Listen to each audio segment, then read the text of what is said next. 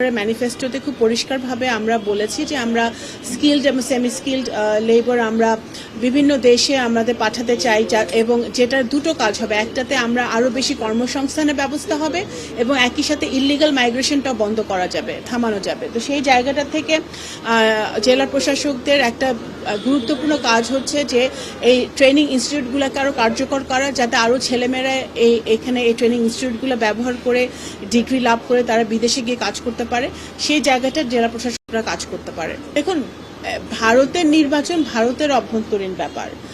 আমাদের বাংলাদেশের foreign policy across the board একই থাকবে। আমাদের বাংলাদেশ প্রথম বা বাংলাদেশ ফার্স্ট নীতিতে আমাদের ফরেন পলিসি, সেটা যেই সরকারি আসুক না কেন সেই সাথে আমাদের ফরেন পলিসি পরিবর্তন হবে না। আমরা আমাদের ফরেন পলিসি নিয়েই সবার সাথে আলোচনার ভিত্তিতে আগাবো।